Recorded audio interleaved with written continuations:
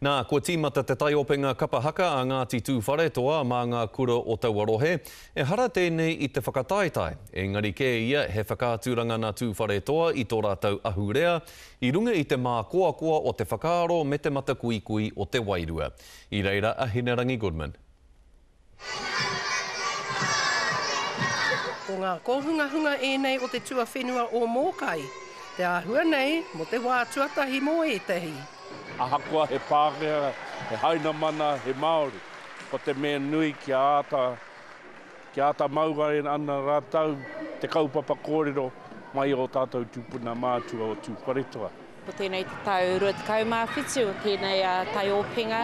I te tīmatanga rima pēr ngā kura, nai nei atu i te rima te kaumārima. E kori nei ko te kōhanga reo o Reporoa. Ki ngā whakamārama te tuatahi i tū ai, ki roto o Ngāti Tūwharetoa. Ngā nenis me ngā kaumātua o Reporoa i timata. I timata tēnei kohanga i te marae o Mātaroai. Mo e nei mokopuna, kei te pukutori o Taupō Tāone, e tino pārika e nei momo mahi.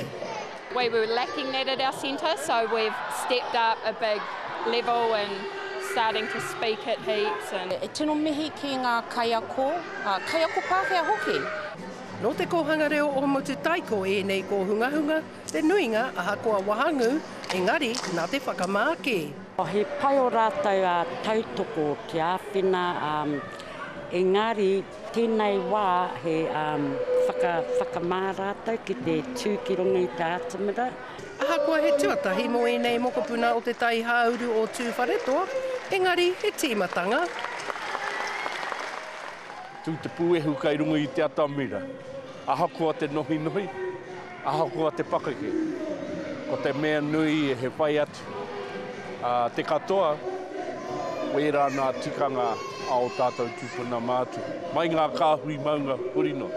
Ko te mea nui ke, kei te whāngai hea te reo mō te hake. Ko Hinerangi Goodman, mō te karere.